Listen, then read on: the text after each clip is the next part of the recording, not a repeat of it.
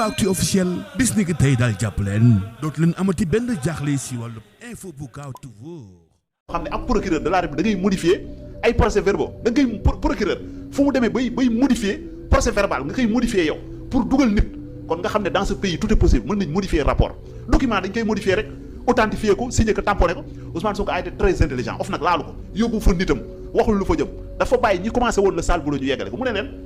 man maa ñun ñoo yor nguur gi am nañ accès si lépp la preuve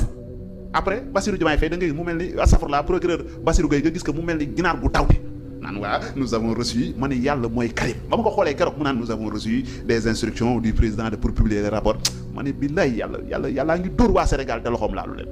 ma xool ko keroog dama jooy dama xool Bassirou Gueye barke Alxuraan sama rongañ dafa tuuru parce que sama xel dafa dem si sama borom ma xam ne yàlla moo juste yàlla moo mën lu ne am na ñoo xam ne fi gën a sori seen nelaw ñu mel ni Bassirou Gueye ñu mel ni Mame Mbaye Niang ñu mel ni ñeneen ak gëmuñu woon fi gën a sori seen nelaw ne Pastef dina jël réew bi mais Macky Sall gëmoon na ko mu bàyyi fa gars yi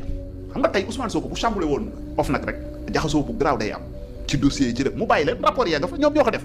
mu ne leen léegi rapport yi yéen a ko defoon xam nga kenn du ne Ousmane Sonko dafa sosal nit xam nga le directeur bi géré woon dem dikk xam nga mi ngi génn naan rapport jàppuma keneen génn lu Ousmane Sonko moo leen tuumal logique ak xel laay waxtaanee ak sénégalais